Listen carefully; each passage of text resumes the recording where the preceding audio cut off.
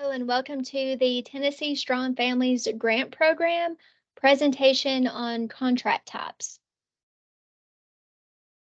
In this presentation, we will discuss the two different contract types for this grant program. We'll also go over contract liability, what projects are supported under each type, and if you can apply for both contract types. For the supplies and assistance contract, you can find that scope template in 2.1 of the solicitation. The maximum liability is not to exceed $100,000, and this contract is for goods assistance. So that will include baby equipment, furniture, diapers, food, clothes, supplies for maternity care, postnatal care, and breastfeeding.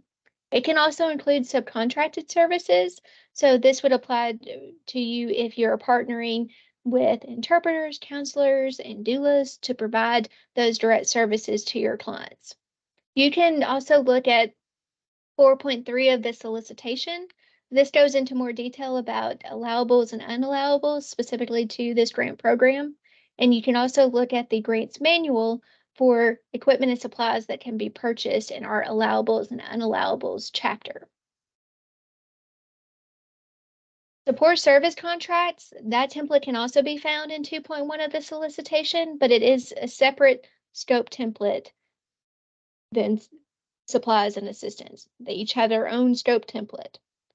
The maximum liability is not to exceed $1 million, and funds may be used to provide support services, including direct services for pregnancy support. That can be medical, mental health, or counseling services. It can include support for Tennesseans who are considering adoption, workforce assistance, housing assistance, and additional wraparound services.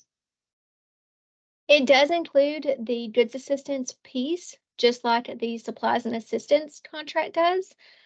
So you must allocate at least 20% of the funding each year to go to goods assistance. Applicants are also strongly encouraged to use evidence-based or evidence-informed programming to support families. For more information about evidence-based or evidence-informed programming, we encourage you to look at Results First Clearinghouse Database or pewtrust.org. Applying for both contract types, is it allowable? The answer is yes, but there are requirements if you choose to apply for both contract types. If your organization wants to apply for both the supplies and assistance contract and support services contract, you will need to submit a separate and complete application for each of those. You will also need to make sure that in your application, you complete and include the appropriate scope for the contract that you're applying. Those scope templates that are included in the solicitation, they are specific to the contract types.